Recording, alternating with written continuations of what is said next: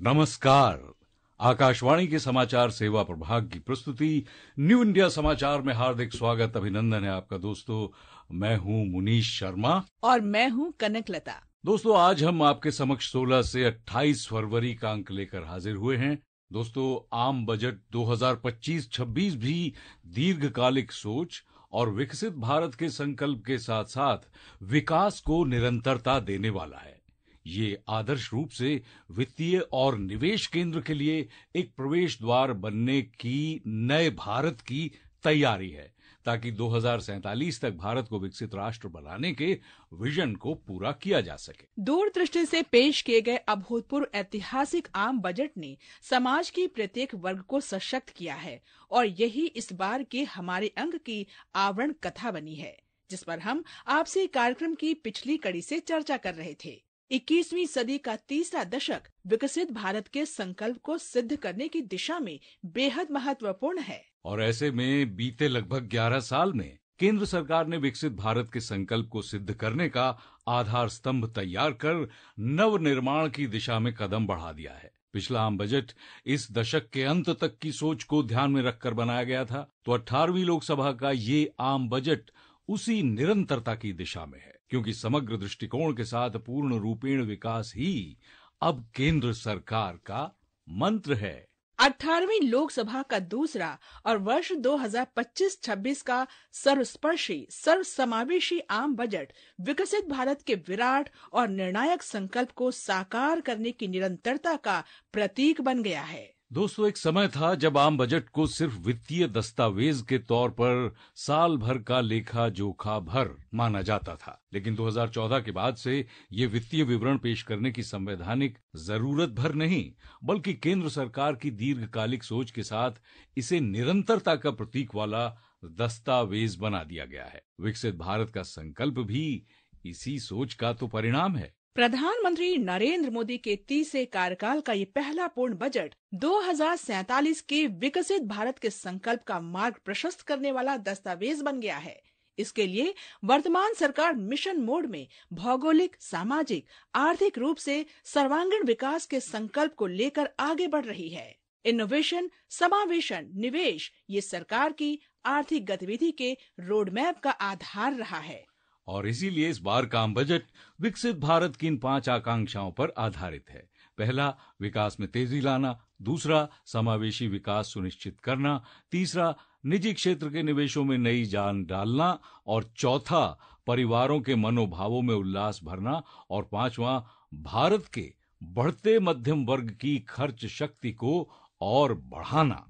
इसके लिए अपने बजट संबोधन में केंद्रीय वित्त मंत्री निर्मला सीतारामन ने महान तेलुगु कवि और नाटककार गुराजादा अप्पाराव की पंक्तियों को उद्धृत किया, जिसका अर्थ है, कोई देश केवल उसकी मिट्टी से नहीं है, बल्कि देश उसके लोगों से है। इसके अनुरूप विकसित भारत के लक्ष्य में शामिल है गरीबी से मुक्ति, 100% अच्छे स्तर की स्कूली शिक्षा, बेहतरीन, सस्ती और सर्वसुलभ स्वास्थ्य सेवाओं तक पहुँच, 100% कुशल कामगार के साथ सार्थक रोजगार, आर्थिक गतिविधियों में 70% महिलाएं, देश को food basket of the world बनाने वाले किसान। इस बजट में प्रस्तावित विकास उपाय गरीब, युवा, अन्नदाता और नारी को ध्यान में रखकर 10 व्यापक क्षेत्रों तक फैला हुआ है। ये 10 क्षेत्र हैं। पहला, कृषि के विकास और उत्पादकता को गति प्रदान करना। दूसरा, ग्रामीण संपन्नता और अनुकूलन निर्माण। तीसरा, समावेशी प्रगति के पथ पर सबको साथ लेकर चलना। चौथा, भारत में विनिर्माण बढ़ाना और मेक इन इंडिया को और आगे ले जाना। तथा पांचवा, एमएसएमई को सहायता देना। छठा, रोजगार द्वारा विकास को समर्थ बनाना। सातवां, जनता, अर्थव्यवस्था और नवाचार में निवेश करना।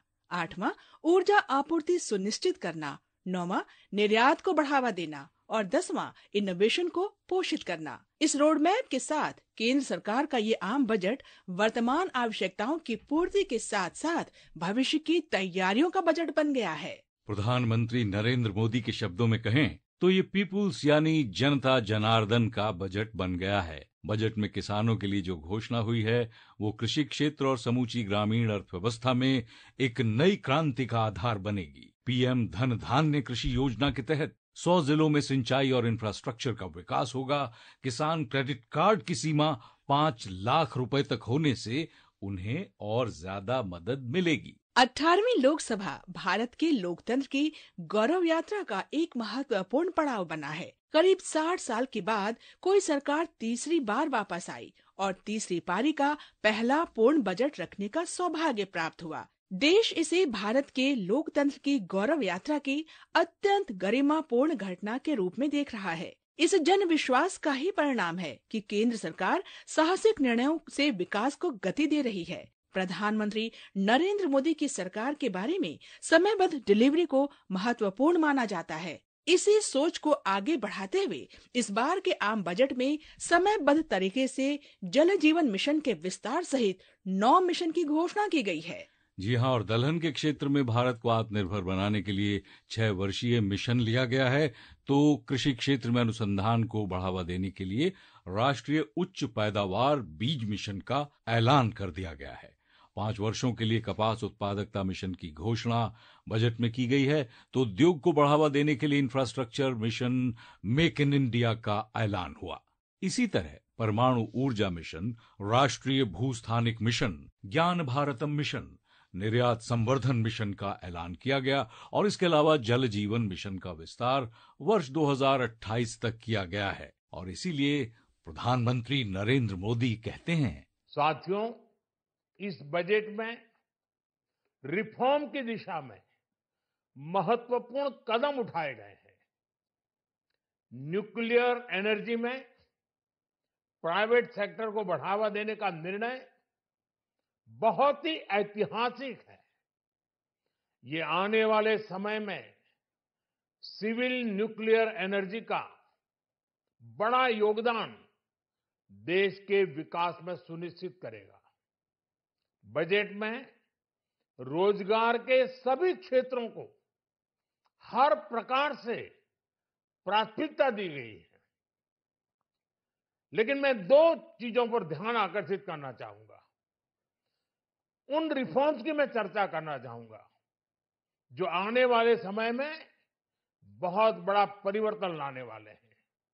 एक, इंफ्रास्ट्रक्चर स्टेटस देने के कारण भारत में बड़े शिप्स के निर्माण को बढ़ावा मिलेगा। आत्मनिर्भर भारत अभियान को गति मिलेगी। और हम सब जानते हैं कि शिप बिल्डिंग ये सर्वाधिक रोजगार देने वाला क्षेत्र है। उसी प्रकार से देश में टूरिज्म के लिए बहुत संभावना है। महत्वपूर्ण 50 टूरिस्ट डेस्टिनेशन, वहां पर जो होटल्स बनाएंगे, उस होटल को पहली बार इंफ्रास्ट्रक्चर के दायरे में लाकर टूरिज्म पर बहुत बल दिया है। श्रोताओं, इस बजट में नागरिकों को झोली भरकर सौगातें मिली हैं। पुराने इनकम टैक्स रिटर्न फाइल करने की सीमा 2 साल से बढ़ाकर 4 साल की गई है। यानी यदि किसी ने रिटर्न गलत फाइल किया हो या फाइल करना रह गया हो तो वो अब इस गलती को 4 साल के अंदर अपडेट रिटर्न फाइल करके ठीक कर सकेंगे। मकान किराए से होने वाली आय पर टीडीएस की सीमा 2.4 लाख से बढ़ाकर 6 लाख रुपए की गई है।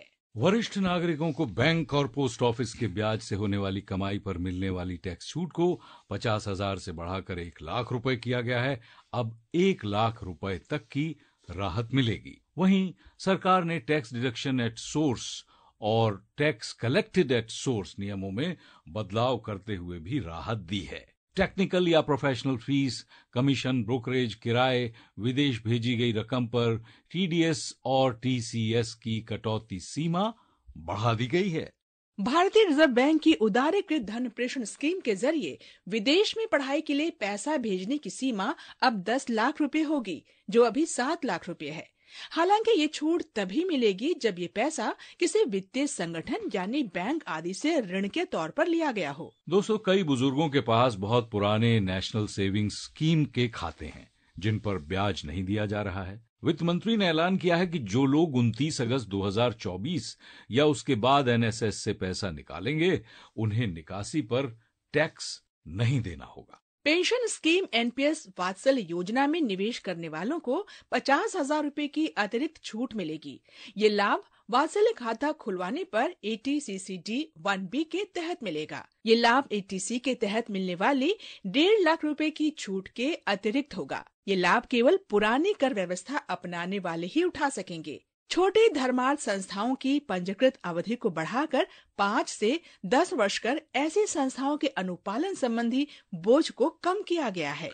जी हाँ, और स्व अधिवासित 2 घरों पर टैक्स राहत दी गई है। इसका मतलब ये है कि अगर आपके पास 2 घर हैं और आप दोनों ही घरों में रहते हैं तो अब आप दोनों संपत्तियों पर टैक्स का फायदा ले सकेंगे। पहले टैक्स राहत सिर्फ एक घर पर मिलती थी। बैंक एफडी पर मिलने वाले ब्याज पर टीडीएस कटौती की सीमा को 40,000 से बढ़ाकर 50,000 रूपए सालाना कर दिया गया है। हालांकि इसका लाभ सामान्य गैर वरिष्ठ लोगों को ही मिलेगा। इतना ही नहीं, सरकार इसी बजट सत्र में इनकम टैक्स पर नया विधेयक ला रही है। इससे टैक्स सिस्टम को ज्यादा आसान और पारदर्शी बनाया जाएगा। इसका मकसद करदाताओं को बेवजह नोटिस और परेशानियों से बचाना है। वित्त मंत्री ने कहा है कि इसके साथ ही KYC प्रक्रिया भी आसान की जाएगी, जिससे बैंक और अन्य वित्तीय कामों में कम कागजी झंझट होगा। ये 1961 के आयकर कानून की जगह लेगा। समाज के विकास का आधार महिलाओं का सशक्तिकरण है। इनका आर्थिक सशक्तिकरण विकास को प्रोत्साहन देता है, शिक्षा तक उनकी पहुंच वैश्विक प्रगति को बढ़ावा देती है और उनका नेतृत्व समावेशिता को बढ़ावा देता है और उनकी आवाजें सकारात्मक परिवर्तन को भी प्रेरित करती हैं। जी हाँ, और इसीलिए इस बजट में 5 लाख अनुसूचित जाति और अनुसूचित जनजाति की महिला उद्यमियों को पहली बार व्यवसाय शुरू करने के लिए 2 करोड़ रुपए तक की सहायता दी जाएगी। महिलाओं के नेतृत्व में विकास के दिशा में वर्तमान केंद्र सरकार मजबूती के साथ आगे बढ़ रही है। हर स्तर पर उसके लिए उपाय किए जा रहे हैं। यही वजह है कि 2025-26 के बजट में जेंडर बजट पर विशेष ध्यान दिया गया है। बजट में की गई ये वृद्धि महिलाओं के समग्र विकास का मार्ग प्रशस्त करेगी। सक्षम आंगनवाड़ी और पोषण 2 कार्यक्रम स्वास्थ्य तथा समृद्धि का आधार है। दोस्तों, भारत सरकार की एक ऐसी योजना है जिसका मकसद बच्चों, किशोरियों, गर्भवती महिलाओं और स्तनपान कराने वाली माताओं में कुपोषण को कम करना है। इस योजना के तहत आंगनबाड़ी केंद्रों पर पूरक पोषण दिया जाता है। करोड़ों महिला, बच्चे और किशोरियों के लिए स्वास्थ्य और संपूर्ण पोषण सुनिश्चित कर रहे सक्षम आंगनबाड़ी और पोषण 2.0 योजना के लिए बजट में बढ़ोतरी भी की गई है। अगर इस आम बजट को चंद शब्दों में समझने की कोशिश करें तो ये एक लोक कल्याणकारी और देश को विकसित राष्ट्र बनाने के प्रति समर्पित दूरदर्शी बजट है। ये गांव, गरीब, किसान, नारी शक्ति, आदिवासियों, दलितों, पिछड़ों, शोषितों, वंचितों, आर्थिक रूप से पिछड़े और मध्यम वर्ग के लोगों को सशक्त और सक्षम बनाने वाला बजट है। ये ग्राम विकास, कृषि विकास, श्रमिक कल्याण, इंफ्रास्ट्रक्चर डेवलपमेंट और डिजिटल इंफ्रास्ट्रक्चर सहित पूरे देश के समग्र विकास को समर्पित बजट है। ये बजट 2047 तक भारत को विकसित बनाने के लिए समर्पित दृष्टिकोण का परिचायक बन गया है। इसलिए प्रधानमंत्री नरेंद्र मोदी कहते हैं, साथियों, ये बजट न केवल देश की वर्तमान आवश्यकताओं को ध्यान में रखता है, बल्कि हमें भविष्य की तैयारी करने में भी मदद करता है। स्टार्टअप के लिए deep tech fund, geospatial mission और न्यूक्लियर एनर्जी मिशन ऐसे ही महत्वपूर्ण कदम है। श्रोताओ, समय की बाध्यता को ध्यान में रखते हुए आज बस इतना ही। इस पाक्षिक पत्रिका की हर प्रति आप हमारी वेबसाइट पर देख सकते हैं, जिसका पता है newindiasamaachar.pib.gov.in, जहां आप सभी समाचारों को विस्तार से पढ़ सकते हैं और अगर आप चाहें तो उन्हें डाउनलोड भी कर सकते हैं। डिजिटल और प्रिंट में ये पत्रिका आज देश ही नहीं बल्कि विदेशों में भी अपनी एक अलग पहचान रखती है, जिसका एक्स हैंडल है NISPIB इंडिया। इसके अलावा आप हमें response-nis@pib.gov.in पर ईमेल के जरिए अपने सुझाव भी भेज सकते हैं। दोस्तों, हमें रहता है आपके सुझावों का इंतजार। धन्यवाद। मैं हूं मुनीश शर्मा और मैं हूं कनकलता। नमस्कार।